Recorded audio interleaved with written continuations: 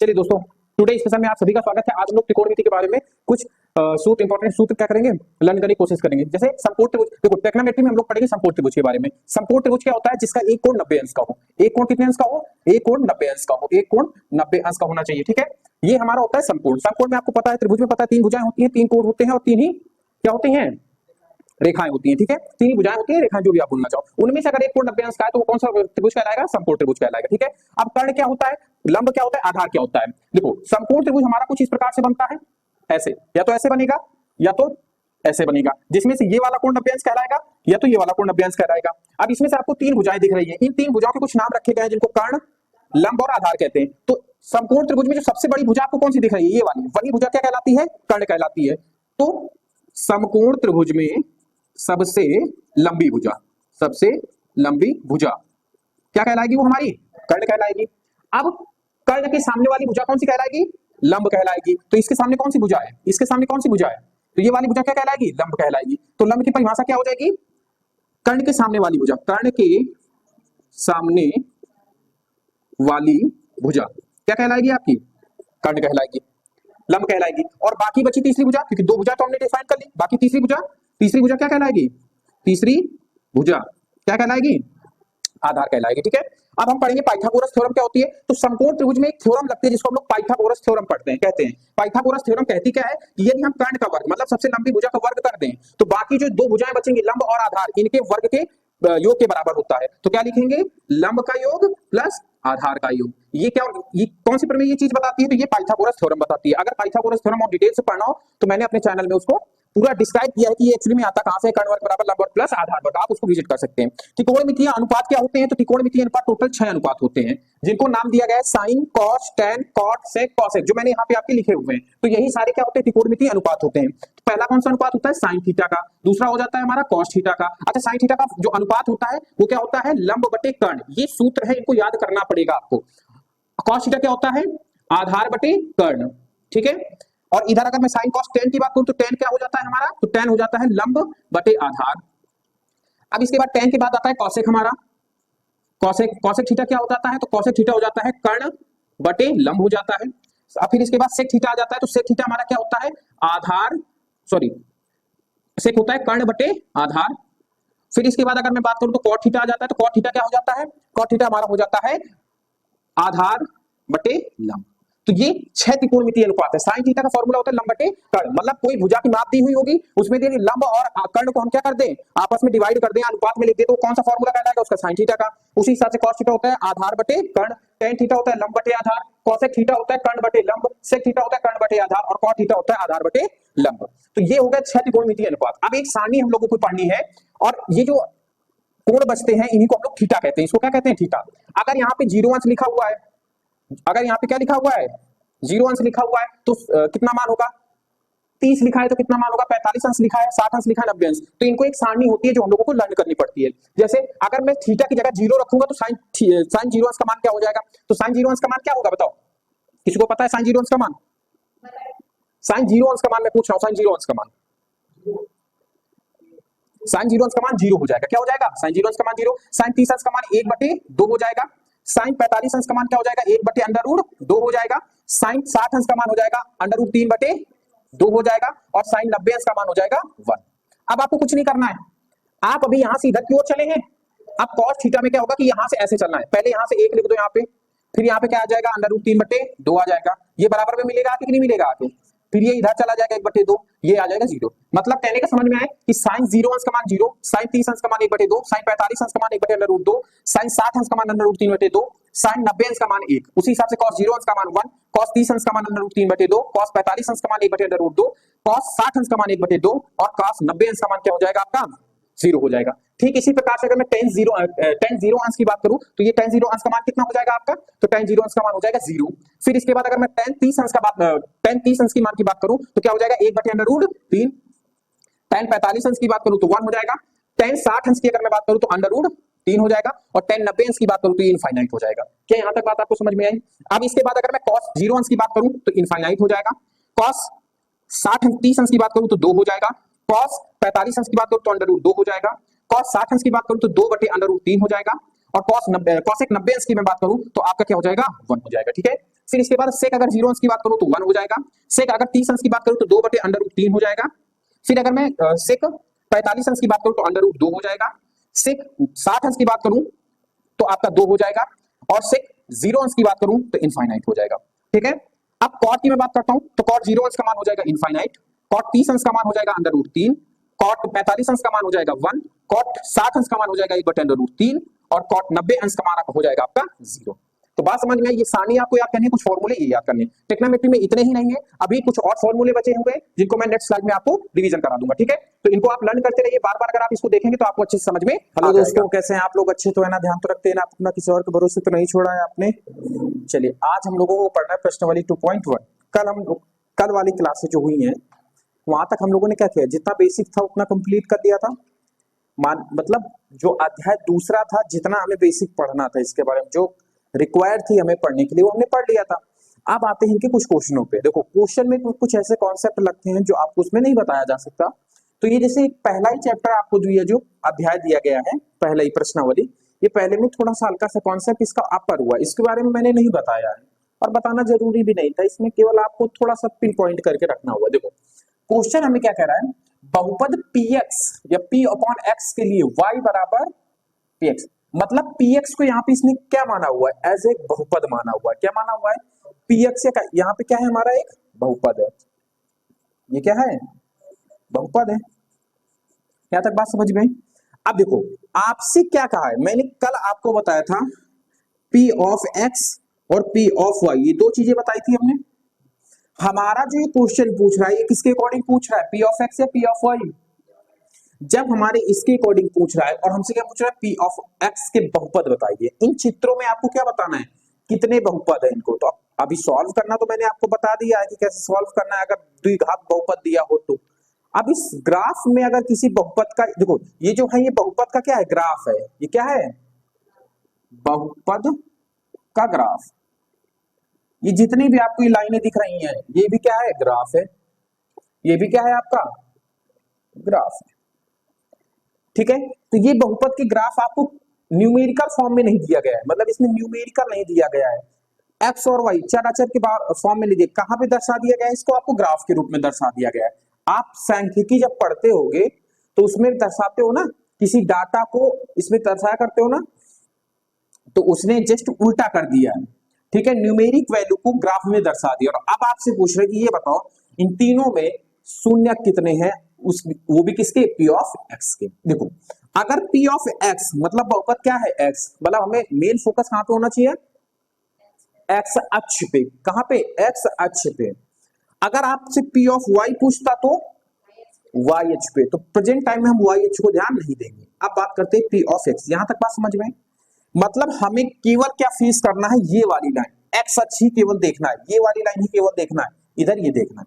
अब समझना, शून्य क्या होते हैं, जब इस प्रकार से ग्राफ बनाए जाते हैं तो उसके शून्य क्या होते हैं। ये जो बहुपद का ग्राफ है ना, एक्स अक्ष को जितनी जगह काटेगा या प्रतिच्छेद करेगा, उतने ही उसके क्या हो जाएंगे, शून्य हो जाएंगे। बात ना समझ में आई? मैंने क्या कहा आपसे, ये जो बहुपद का ग्राफ दिया गया है, ये ग्राफ है जैसे, या ये सीधी लाइन की ग्राफ है, ये ग्राफ जितनी जगह एक्स अक्ष को काटेगा, जितनी भी जगह एक्स अक्ष को काटेगा, उतने ही उसके बहुपद हो जाएंगे। सपोज और इसको देखते हैं हम लोग, वाई अक्ष पे हमें फोकस नहीं करना, वाई अक्ष में वो चाहे जितनी बार काटे उसको काउंट नहीं करेंगे, क्योंकि वाई अक्ष के रिस्पेक्ट में हमसे नहीं पूछा हुआ है। हमसे किसके रिस्पेक्ट में पूछा हुआ है, एक्स अक्ष के। ठीक है, तो हम लोग किसकी बात करेंगे, केवल वाई अक्ष की देखेंगे। ठीक है, किसकी?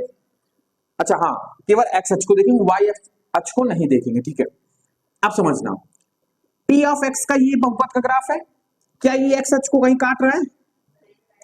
जब ये नहीं काटेगा एक्स अक्ष को, तो इसके शून्य कितने हो जाएंगे, शून्य शून्य होंगे होंगे। समझ में? ये कितनी जगह एक्स अक्ष को काट रहा है, एक जगह भी, ये भी तो काट रहा है, तो कितने शून्य होंगे, एक शून्य होगा। यहां पे कितने शून्य होंगे, 1 2 3, कितने शून्य हो जाएंगे, 3 शून्य। नहीं समझ में आई बात? अगेन ना, तो कितने शून्य होंगे? इसके 3, यहाँ पे 1 और यहाँ पे 0 शून्य।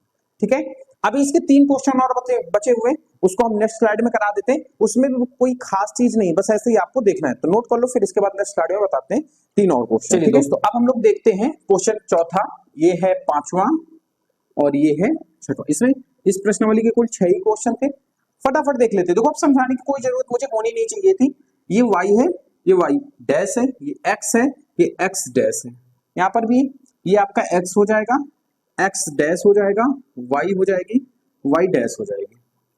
ये आपका y है, y dash, x, x dash. ठीक है, यहां तक बात समझ में आई आपको? अब समझना कवर करके, हमसे वही क्वेश्चन है, क्वेश्चन तो वही है, तो बस x अक्ष को कितनी जगह काट रहा है? यहाँ पे 2 जगह काट रहा है, तो कितने शून्य हो गए? 2 शून्य हो जाएंगे। यहाँ पे कितनी जगह काट रहा है? अब काउंट करो इसको, देखो 1 2 3 4, तो कितने शून्य होंगे? 4 शून्य।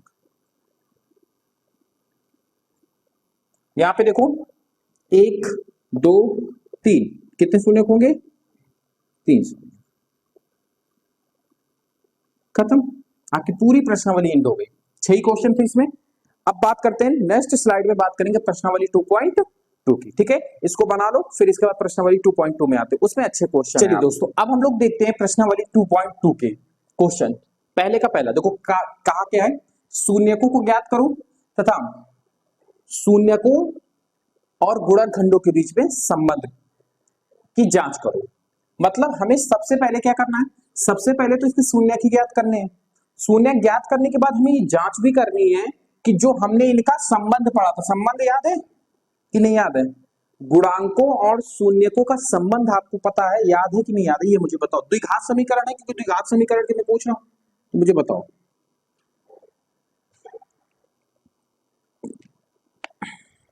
बोलो जल्दी से।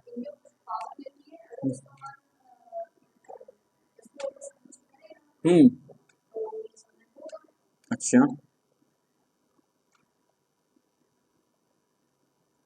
ठीक है, ये मैंने संबंध बताए थे आपको। इसमें आपके मूल भी है। मूल कौन है? अल्फा और बीटा, अल्फा इंटू बीटा, और गुणांक क्या है? बी और ए है। सबसे पहले आप मुझे ये बताओ, द्विघात समीकरण का आपको मानक रूप या स्टैंडर्ड फॉर्म पता है कि नहीं पता है? ये बताओ। मानक रूप, मानक रूप बताओ अक्षय, मानक रूप बताओ।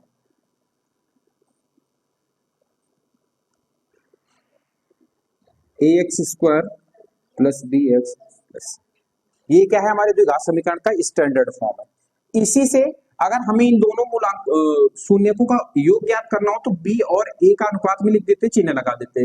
अगर दोनों मूल्यांकों का गुणनफल निकालना होता है तो अचर पद और प्रथम पद लिख देते, मतलब x² का गुणांक लिख देते। ठीक है, इतनी चीज समझ में। अब समझना, जैसे ये क्वेश्चन है तो नॉर्मली इसके फैक्टर तो करने ही आते ही हैं। सबसे पहले हम लोग क्या करते हैं? अच्छा, x² का गुणांक कितना है? x² का गुणांक कितना है? मतलब इसकी गुणे में कौन सी संख्या है?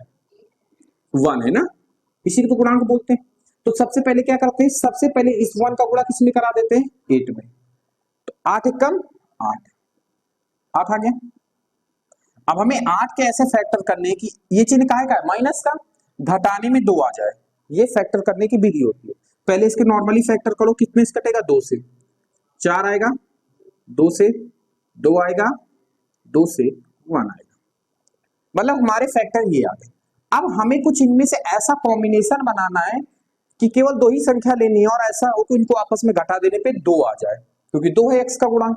तो क्या कर सकते हैं? 2 दूनी 4, 4 में अगर 2 घटा देंगे तो आ जाएगा कि नहीं आ जाएगा? 2 तो लिख दो यहाँ पे x²। 2 की जगह क्या 4 माइनस 2 नहीं लिख सकते हम लोग?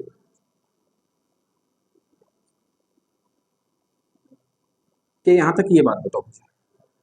अब इसकी इधर से माइनस की एंट्री करा दो, उधर से x की एंट्री करा दो, आगे से भी पीछे से भी, दोनों द्वार को खोल दो।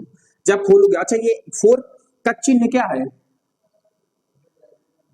4 का चिन्ह क्या है? चिन्ह प्लस पे है ना, तो जब ये खुलेगा तो ये दोनों आपस में लड़ाई करेंगे, तो प्लस माइनस माइनस हो जाएगा, तो माइनस आ गया, 4 आ जाएगा। पीछे से कौन एंट्री मार रहा है? x। तो एक्स भी इसके गुणांक में आ जाएगा। क्या यहां तक बात समझ में आई? अब ये माइनस ही माइनस कितना बना देंगे, प्लस 2, और इधर से क्या आ जाएगा, एक्स माइनस 8। क्या यहां तक बात समझ में आई? इन दोनों, अब देखो दो दो का पेयर बनाना है, ये पेयर बना लो, ये पेयर बना लो, शुरुआत से ही पेयर बनाने।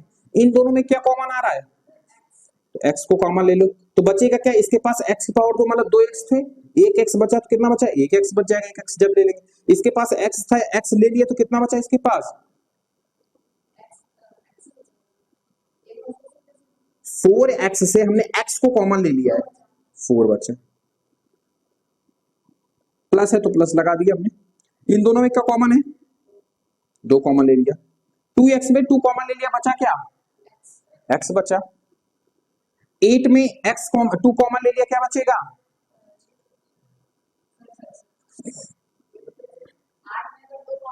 हाँ 4, हमेशा भाग दीजिए, कॉमन का मतलब भाग देना होता है, ठीक है।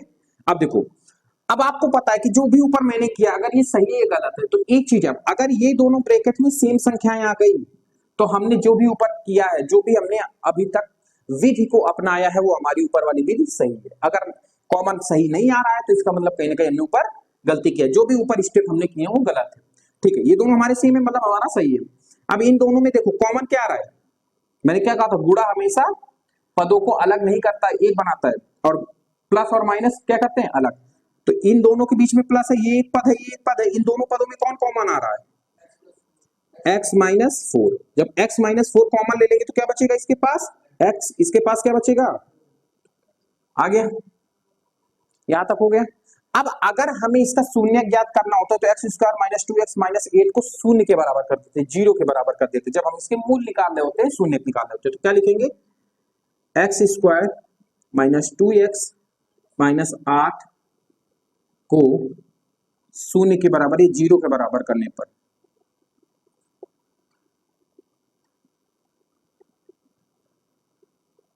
बराबर करने पर,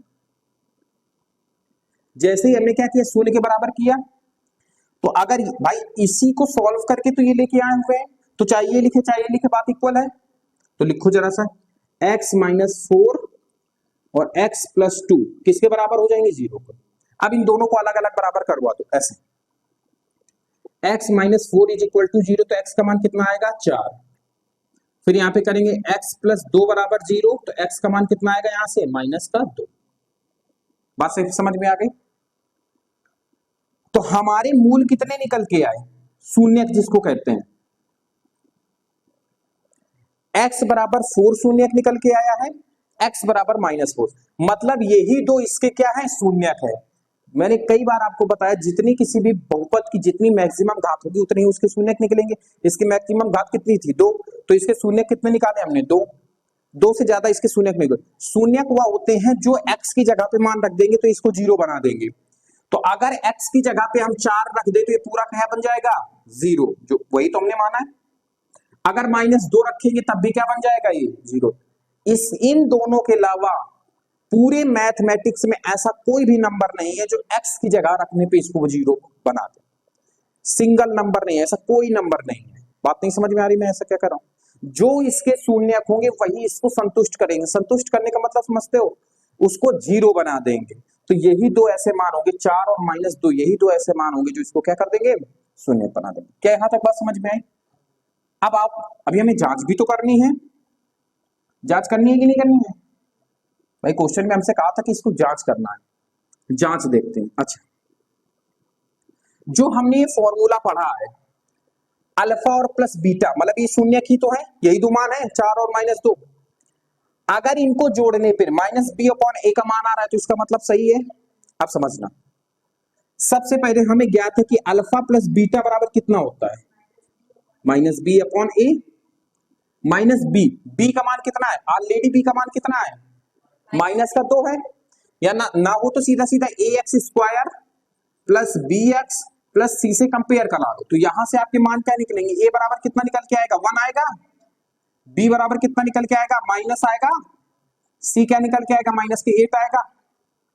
अब देखो अल्फा प्लस बीटा हमने क्या निकाला, 4 और 6, 4 और माइनस 2 रखो यहाँ पे, 4 माइनस मतलब प्लस है माइनस 2, एक एक पक्ष को हल करेंगे, अभी उसको हल कर रहे हैं। तो यहाँ पे कितना आ जाएगा 4 माइनस 2 इज इक्वल टू कितना हो जाएगा 2।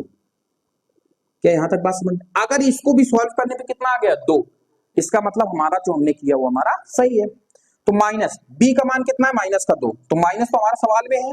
अब हमारा जो इसका है सॉरी माइनस तो हमारा सूत्र में था तो वो वाला माइनस तो बाहर ही रहेगा। अब जो सवाल में चिन्ह है उनको तो लेना ही पड़ेगा, माइनस को 2 भागे ए का मान कितना है 1, तो ये माइनस माइनस मतलब एलएचएस भी आपका कितना आ रहा है 2, आरएचएस भी कितना आ रहा है 2, इसका मतलब हमारी सही है। बात नहीं समझ में आई हमने क्या कहा? इसी तरीके से मल्टीप्लाई का भी जांच कर लेते हैं। अल्फा इंटू बीटा बराबर क्या होता है सी अपॉन ए। सी का मान कितना है -8, ए का मान कितना है 1, मतलब माइनस के 8। अब हम अल्फा पहला पद हमारा कितना था मूल 4, बीटा कितना निकाला था माइनस के 2, तो कितना आ गया माइनस के 8, मतलब ये भी -8 ये भी -8, मतलब ये दोनों कैसे हो गए? हमने जांच भी कर लिया, इसके मूल भी निकाल लिए। नहीं समझ में आया मैंने क्या किया, कैसे करना है इसको समझ में आ गया? आओ अब हम इसको देखते हैं। देखो अब इसको साफ कर दे या फिर यहाँ पे लिख के दे रहे हैं मानक रूप। अब देखो द्विघात समीकरण बार बार नहीं लिखो, द्विघातीय बहुपद नहीं लिखो, सीधा मानक रूप, क्योंकि अब हम किस पे फोकस कर रहे हैं द्विघातीय पे ही फोकस कर रहे हैं, तो बार बार लिख के अपना टाइम वेस्ट करने से कोई मतलब है नहीं। इसके मूल होते हैं alpha plus beta minus B upon A, alpha into beta C upon A. वो जो जानकारी उधर लिखी थी इधर लिख दी, अब उसको क्या कर देंगे हम लोग साफ कर देंगे। क्या कर देंगे साफ। अब आओ इस वाले क्वेश्चन को सॉल्व करते हैं। तैयार हो सब लोग सॉल्व करने के लिए? अब कर लोगे? चलो समझो मेरी बात। अब अच्छा इसके सबसे पहले क्या ज्ञात करेंगे हम लोग मूल, शून्य ज्ञात करेंगे। शून्य ज्ञात करने का नियम मैंने क्या बताया था एक्स स्क्वायर का गुणा, या यहाँ एक्स नहीं है तो क्या है एस है, डजेंट मैटर, एक्स हो चाहे ए हो, स्क्वायर में है मतलब द्विघातीय बहुपद है, तो हम वही नियम अपनाएंगे। इसका गुणा किससे कराएंगे इससे, तो 2 एक कम सॉरी 4 एक कम 4 लिख लिया। अब 4 के ऐसे फैक्टर करने की जोड़ने पे कितना आ जाए ये वाला चिन्ह देखना होता है, उससे मत कंपेयर करा लेना, जस्ट बगल वाला चिन्ह जोड़ने में क्या आना चाहिए ये वाला गुणांक, मतलब 4 आना चाहिए। फैक्टर कर लो, यही होगा। अब देखो जोड़ने पे 4 आना चाहिए, 2 और 2 को क्या कर दोगे जोड़ोगे तो कितना आ जाएगा 4, और गुणा करोगे तो 4 आ जाएगा, मतलब हमारा कहीं ना कहीं सेटिस्फाइड हो गया। अब हम कुछ नहीं करेंगे, 4s स्क्वायर माइनस 4 की जगह क्या 2 + 2 नहीं लिख सकते हैं, s + 4। हमने यहाँ पे माइनस क्यों किया था पता है, क्योंकि बगल वाला चिन्ह कैसा था माइनस, इसलिए हमने यहाँ पे माइनस वाला कॉम्बिनेशन ढूंढा था। यहाँ पे हमारा क्या है प्लस वाला, तो कौन सा कॉम्बिनेशन हम लोग ढूंढेंगे प्लस वाला। क्या यहाँ तक बात समझ में है? अब आपको कुछ नहीं करना है, 4s स्क्वायर माइनस इधर से माइनस की एंट्री उधर से s की एंट्री, तो माइनस की इधर से s से उधर से, तो कितना हो जाएगा plus minus 2s plus minus 2s plus, इन दोनों में क्या कॉमन आ रहा है s कॉमन है, और क्या कॉमन है 2 कॉमन है, पेयर ऐसे तो इसमें 2 भी कॉमन है और तो कुछ कॉमन नहीं दिखा। अब इसको इससे भाग देंगे तो 2 का भाग 4 में जाएगा तो 2 बचेगा, s का भाग s स्क्वायर में देंगे तो क्या आएगा s, और ये तो पूरा पूरा कट जाएगा तो क्या हो जाएगा 1। अब देखो ये है हमारा माइनस का, ये है हमारा प्लस का, हमें तो कोष्टक का क्या लेके आना है सेम चीज लेके आनी है। तो अब इसके अगर देखो दोनों के चिन्ह क्या है रिवर्स है, ये अगर इधर माइनस है तो इधर प्लस है, इधर प्लस है तो इधर माइनस है, तो क्या करेंगे अगर हम पूरे से माइनस को कॉमन ले लेते हैं तो सेम चीज बन जाएगी कि नहीं बन जाएगी, तो ऐसा करते हैं माइनस को कॉमन ले लेते हैं, तो माइनस कॉमन ले लिया। कितना कॉमन लिया है हमने, क्योंकि कुछ तो है नहीं तो 1 मान लेते हैं अपने हिसाब से, क्योंकि 1 का गुणा कराएंगे तो वही आ जाएगा। अब माइनस इससे कॉमन ले लिए तो चिन्ह बदल देगा कि नहीं बदलेगा अंदर वालों का, ये बताओ। ये माइनस में था इधर प्लस में, ये प्लस में था इधर माइनस में, क्या चीज समझ में आई, हमने माइनस को ही अंदर से कॉमन ले लिया। अब दोनों चीजें सेम हो गई, ये और ये, इनको भी कॉमन ले लोगे तो एक कोष्टक में तो ये आ जाएगी, दूसरे कोष्टक में भी हमारा यही आ जाएगा। समझ में आई बात? अब कह दो भैया ये तो दोनों एक ही चीज लिखी हुई, तो हाँ लिखी हुई है।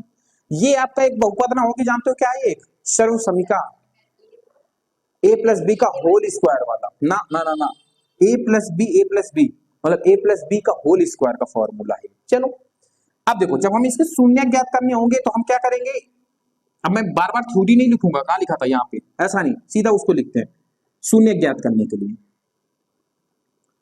शून्यक के लिए, अरे बस सीधा के लिए, शॉर्ट फॉर्म में चलो। 2s minus 1 is equal to 0, तो s की वैल्यू क्या आ जाएगी, ये माइनस को उधर क्या आ जाएगा प्लस में, ये इधर गुणे में था इधर काय में आएगा भाग में। और जब इसको भी हम लोग ऐसे ही सॉल्व करेंगे तो भी सेम चीज ही आनी है, सबको पता है। तो s का मान यहाँ से कितना आ जाएगा 1/2, मतलब इसके जो दो मूल होंगे जानते हो कौन से होंगे, 1/2। ठीक है, आप समझो। अब इसकी जांच भी तो करनी है क्योंकि ये तो हर क्वेश्चन में करना है, आपसे क्वेश्चन नहीं पूछा हुआ है, तो समझो जांच। जांच में क्या करेंगे, अल्फा प्लस बीटा हमारा कितना होता है -b/a। अच्छा, यहां से कंपेयर करा के सीधा सीधा डायरेक्टली बताओ, अब ये नहीं लिखूंगा, डायरेक्टली बताओ यहाँ पे a का मान क्या है, b का मान माइनस के 4s, 4s होगा, 4 होगा भैया, ये तो जैसे x वहां था वैसे s यहाँ पे है, c कितना होगा यहाँ पे। ठीक है, अब अल्फा प्लस बीटा दोनों हमारे यही है 1/2 1/2, तो पहले हम लोग LHS लेके चलते हैं।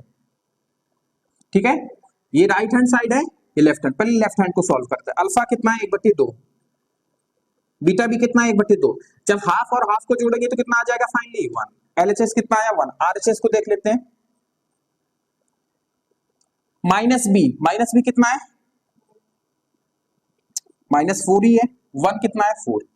देखो ये आपस में कटेंगे तो 1 अंदर तो 1 हो गया, इधर माइनस प्लस, मतलब LHS भी 1 आ गया, RHS भी 1 आ गया। इसका मतलब हमारी उत्तर की जांच सही, दोनों पक्ष बराबर है, तो क्या लिख देंगे LHS बराबर RHS। क्या नहीं बात समझ में आई आपको, आप समझना है।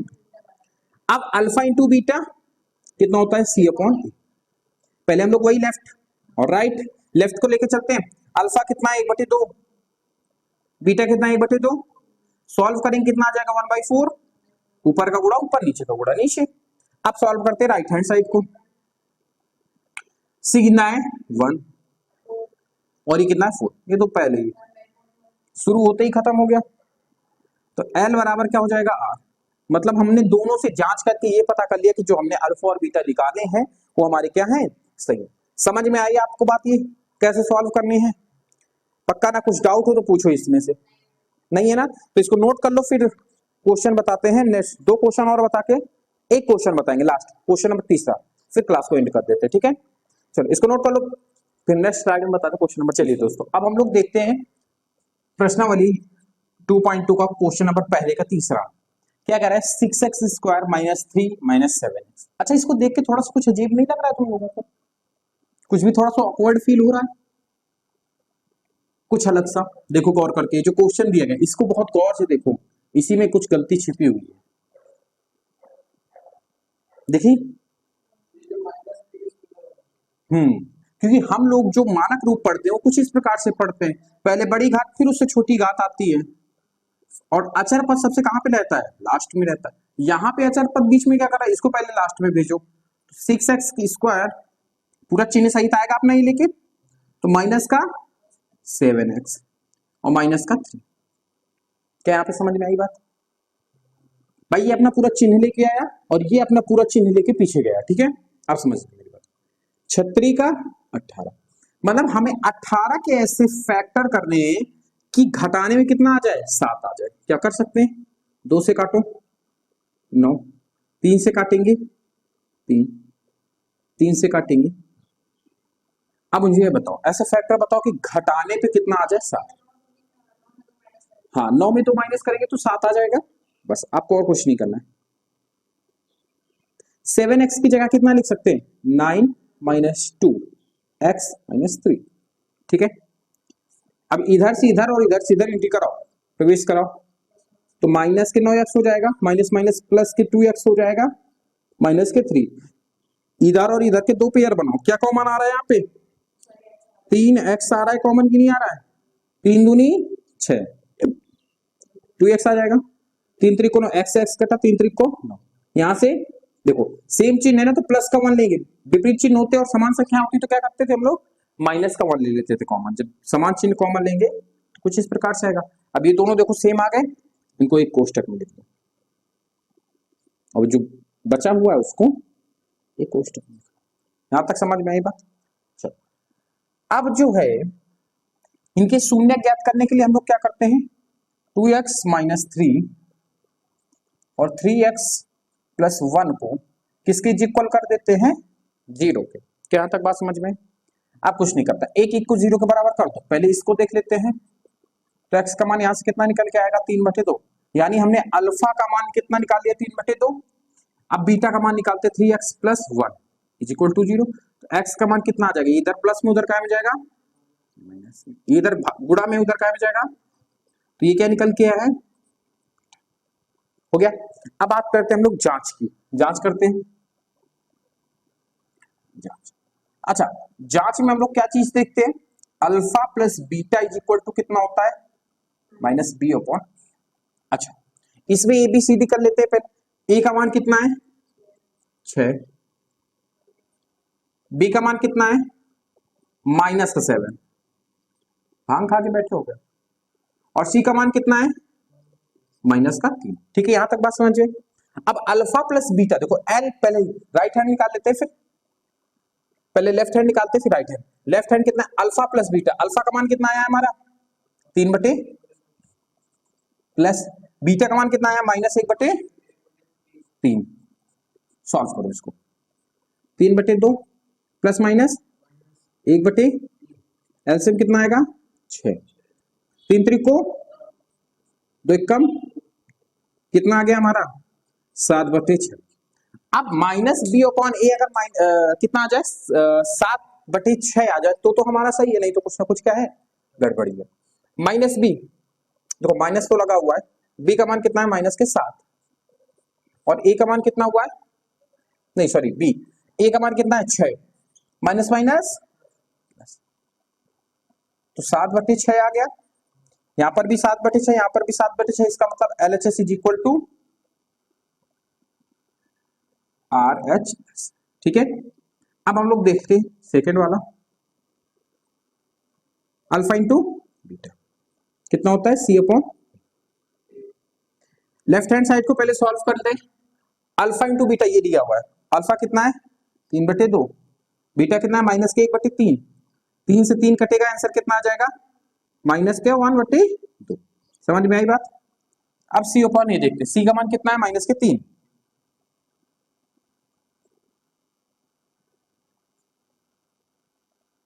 ए का मान कितना है 6। अब देखो इसको काटो, 3 1 कम 3, 3 दूनी 6, कितना आ गया माइनस का 1/, तो LHS बराबर यहां पर भी क्या आ गया RH, और यही तो हमें दिखाना था। चीज नहीं समझ में आई? तो ऐसे से हम लोग को क्या करना है, प्रूफ कर देना। ठीक है, आई होप आपको क्लास बहुत अच्छी लगी होगी। अगर इसमें कोई डाउट हो तो बताओ, फिर मुझे मैं बताऊं। क्या यहाँ पे कुछ नहीं कि मल्टीप्लाई का चिन्ह है, या तो सीधा सीधा ऊपर का पूरा ऊपर कराओगे तो माइनस के 3 आएगा, नीचे 6 कराओगे तो बात तो वही आ जाएगी 3/6 वाली। काटना भी तो चाहिए ना, तो 3/6 को 3 से काटेंगे, 3 1 कम 3, 3 दूनी 6, तो वही तो लिखे 1/6। आप ऐसे भी काट सकते हो, क्रॉस मल्टीप्लाई इसको बोलते हैं, ऐसे काट सकते हो। अगर इधर भी कुछ करता होता तो काट सकते हो। ठीक है, ये भिन्न में सिखाएं। ठीक है, और कुछ इसमें ना समझ में आया तो बताओ। ठीक है ना, तो आज की क्लास को यही पे एंड करते, बाकी बातें करते हैं नेक्स्ट क्लास में। अगर क्लास आपको अच्छी लगी हो तो चैनल को सब्सक्राइब कीजिए, वीडियो को लाइक कीजिए और फीडबैक जरूर दीजिएगा। मिलते हैं सेम टाइम पे।